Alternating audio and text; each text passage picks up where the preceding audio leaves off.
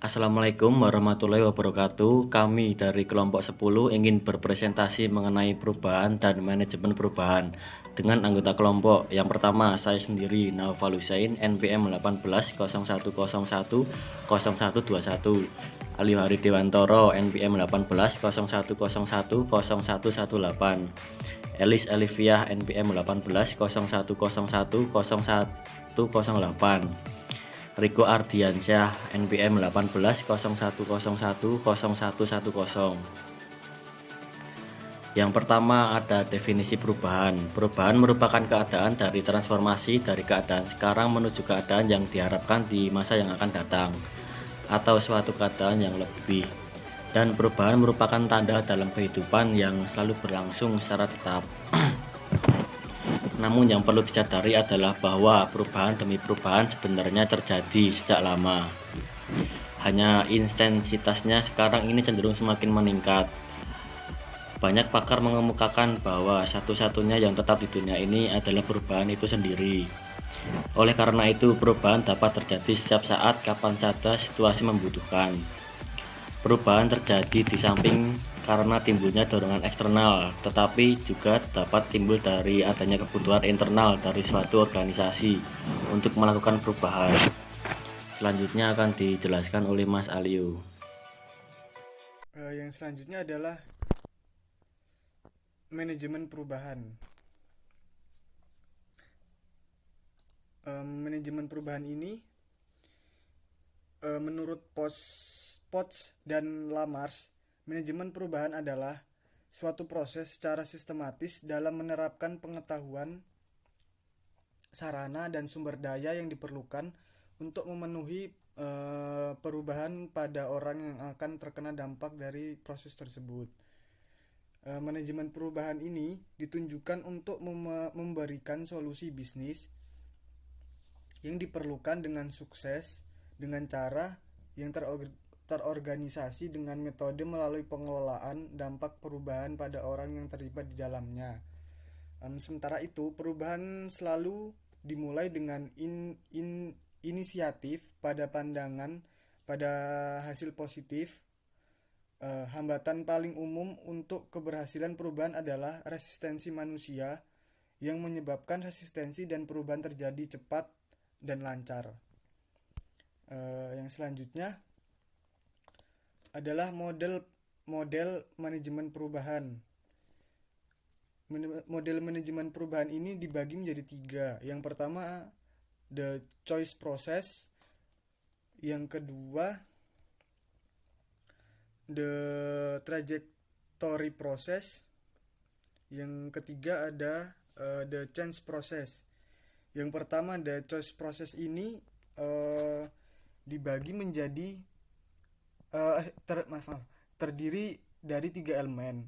Yang pertama ada organisasional konteks atau bisa disebut dengan konteks organisasional, yaitu salah satu resep standar untuk keberhasilan organisasi adalah bahwa mereka harus tahu kekuatan dan kelemahannya tersendiri, kebutuhan pelanggan mereka, dan sifat lingkungan di mana mereka bekerja. Yang kedua ada focus of choice atau bisa disebut dengan fokus pilihan.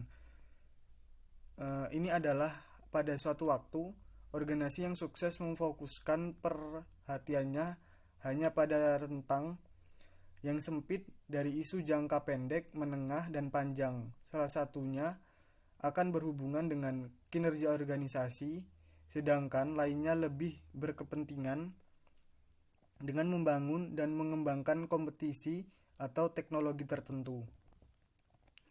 Yang ketiga, yang terakhir, organisasional trajectory atau bisa disebut dengan lintasan organisasional. Ini adalah arah suatu organisasi yang dibentuk oleh tindakan masa lalu, tujuan, dan strategi masa depan. Hal ini akan memberikan arah atau kerangka kerja di mana menunjukkan daya penerimaan, relevansi, atau urgensi masalah, kepentingan, dan maksud tindakannya. Yang kedua ada the trajectory process. Ini terdiri dari 3 elemen. Yang pertama adalah vision atau visi. Ini adalah penggunaan skenario pembangunan dan teknik visioner menjadi semakin meningkat akhir-akhir ini. Maksud dari teknik ini adalah membangkitkan masa depan organisasi yang beda atau realitas dengan maksud untuk memilih salah satu yang paling baik atau cocok. Proses usaha mengembangkan visi organisasi untuk mengatasi adalah dengan mendorong senior manager untuk berpikir bebas tanpa mempertimbangkan hambatan sumber daya yang ada tentang masa depan yang mungkin bagi organisasi dalam jangka panjang. Yang kedua, ada strategi atau strategi. Dalam koneksi visi, strategi dapat didefinisikan sebagai arus tindakan yang masuk akal untuk konsisten di mana organisasi mengambil atau diambil untuk bergerak menuju visi arus. Tindakan dapat direncanakan secara terpusat dan didorong. Mereka dapat didelegasikan untuk dibagikan di seluruh organisasi, dan mereka dapat menjadi tindakan sadar dalam mencari visi, atau tidak sadar, atau muncul sebagai hasil dari pola masa lalu keputusan atau distribusi sumber daya, atau juga respon saat ini pada masalah dan peluang. Yang ketiga ada yang terakhir ada the change process. The change process ini terdiri dari 3 elemen juga. Yang pertama ada objektif dan outcomes, atau bisa disebut dengan tujuan dan manfaat. Ini sebagian besar usaha perubahan berakhir dengan kegagalan. Dalam banyak hal, proses perubahan gagal karena tujuan awalnya atau hasilnya yang diharapkan tidak dipikirkan dengan baik-baik dan tidak konsisten. Yang kedua ada the remit, atau bisa disebut dengan pembatalan. Hal ini juga dinyatakan dengan jelas alasan untuk pengukuran tujuan dan skala waktu, dan siapa yang harus dilibatkan dan dikonsultasikan.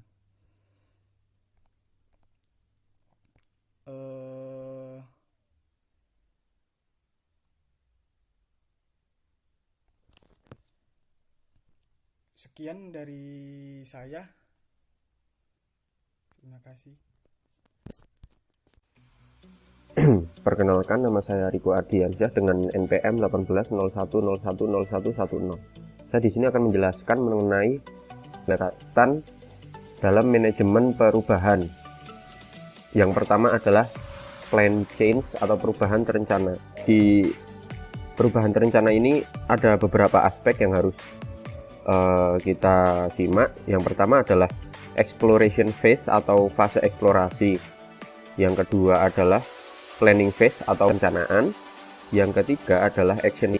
Yang keempat adalah integration phase atau fase integrasi. Dan yang selanjutnya adalah emergent change atau perubahan darurat. Dan perbedaan di antara plan change dan emergent change ini, di plan change kita sudah memiliki perubahan yang kita rencanakan sejak awal ingin memulai perubahan tersebut, dan di emergent change ini kita memiliki perubahan yang darurat dan tidak sesuai dengan apa yang kita harapkan sebelumnya, seperti sesuatu yang dadakan seperti itu. Di emergent approach atau change ini, pendekatan darurat, kita memiliki aspek-aspek lain, yaitu yang pertama adalah organizational structure atau struktur organisasi, yang kedua organizational culture atau budaya organisasi, yang ketiga ada organizational learning atau organisasi pembelajaran, yang keempat adalah managerial behavior atau perilaku manajerial, yang terakhir adalah power and politics atau kekuatan politik.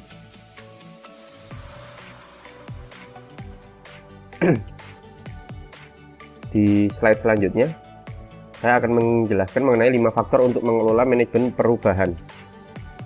Yang pertama adalah environmental, penelusuran lingkungan. Di sini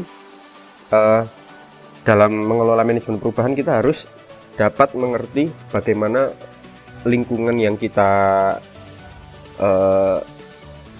pimpin untuk berubah dapat kita ketahui sangat baik agar dapat melakukan hal selanjutnya dengan lebih optimal. Yang kedua adalah leading change, memimpin perubahan. Di sini bagaimana kita dapat bisa melakukan kepemimpinan untuk merubah dan mengelola di manajemen perubahan ini. Yang selanjutnya adalah linking strategi dan operational change, atau menghubungkan perubahan strategis dan operasional. Yang selanjutnya lagi ada human resource, atau bagi kita ketahui adalah sumber daya manusia. Dan di sini sebagai kekuatan kita agar dapat mengelola manajemen perubahan dengan optimal. Yang terakhir adalah ada coherence of purpose, atau pertalian maksud. Di sini berkepentingan dengan kebutuhan untuk memastikan bahwa keputusan dan tindakan yang mengalir dari 4 faktor di atas, pengukuran lingkungan, memimpin perubahan, hubungan perubahan, strategi dan operasional, dan sumber daya manusia bersifat saling melengkapi dan memperkuat. Itu saja dari saya. Akan dilanjutkan oleh presenter selanjutnya. Terima kasih. Yang selanjutnya ada 3 elemen yang terdapat dalam proses perubahan.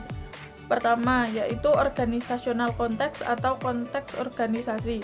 Standar keberhasilan organisasi adalah bahwa mereka harus tahu kekuatan dan kelemahannya sendiri, kebutuhan pelanggan mereka, dan sifat lingkungan di mana mereka bekerja. Metode ini yang digunakan adalah analisis SWOT. Kepanjangannya yaitu Strength and Weakness, Opportunities and Threat, yang berarti kekuatan dan kelemahan, peluang dan tantangan. Yang kedua ada focus of choice atau fokus pilihan. Organisasi yang sukses memfokuskan perhatiannya hanya pada rentang yang sempit dari isu jangka pendek, menengah, dan panjang. Salah satunya akan berhubungan dengan kinerja organisasi, sedangkan yang lainnya lebih membangun dan mengembangkan kompetensi teknologi tertentu.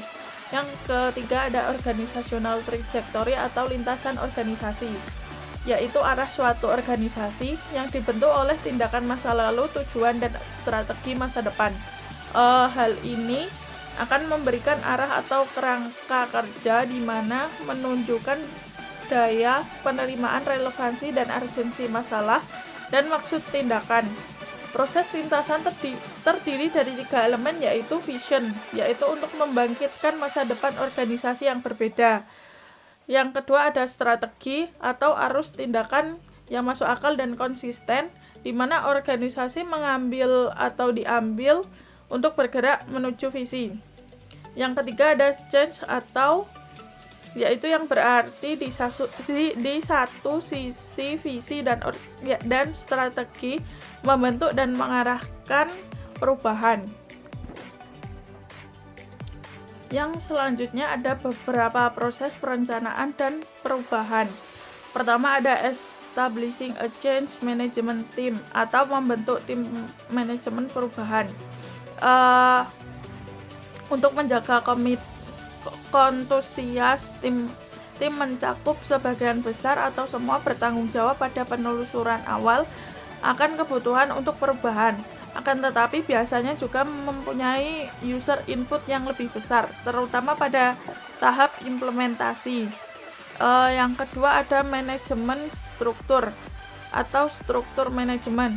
Proyek perubahan yang lebih besar, terutama transisi organisasi, mempunyai rentang luas, mempunyai tujuan ganda, dan mempunyai tingkat ambiguitas yang tinggi. Sistem kontrol dan laporan yang ada tampaknya tidak cukup untuk mengelolanya. Oleh karena itu, struktur pelaporan manajemen yang efektif perlu ditempatkan terlebih dahulu dengan maksud memberikan arah dukungan dan sumber daya. Yang ketiga ada activity planning atau perencanaan aktivitas, menyangkut membangun schedule untuk program perubahan, menyebutkan aktivitas utama dan kejadian yang harus terjadi jika transisi berhasil. Perlu dipahami bahwa tidak semua elemen program perubahan besar dapat direncanakan secara detail terlebih dahulu. Yang keempat ada komitmen planning atau perencanaan komitmen. Komitmen planning adalah aktivitas yang menyangkut identifikasi orang dan kelompok kunci yang komitmen dan dukungannya diperlukan untuk terjadinya perubahan dan menentukan bagaimana mendapat dukungan. Yang kelima ada audit and post audit, yaitu memonitor kemajuan dan melihat seberapa jauh tujuan yang telah dicapai merupakan hal penting. Hal ini memungkinkan rencana memodifikasi berdasarkan pengalaman. Semakin tidak pasti dan semakin tidak jelas suatu proses perubahan, semakin besar perlu review secara periodik. Yang terakhir ada training. Nah, ini merupakan bagian kunci dari setiap proyek perubahan dan mempunyai beberapa bentuk. Hal yang jelas nyata adalah dalam hubungannya dengan keterampilan baru yang mungkin perlu. Akan tetapi, training dapat mempunyai sejumlah masuk lain, yaitu memberi staf keterampilan melakukan perubahan sendiri. Mungkin juga menjadi keinginan dengan membiarkan mereka memiliki kemampuan melakukan perbaikan secara berkelanjutan. Cukup sekian presentasi dari kami. Bila ada salah kata mohon maaf. Billahi taufiq wal hidayah. Wassalamualaikum warahmatullahi wabarakatuh.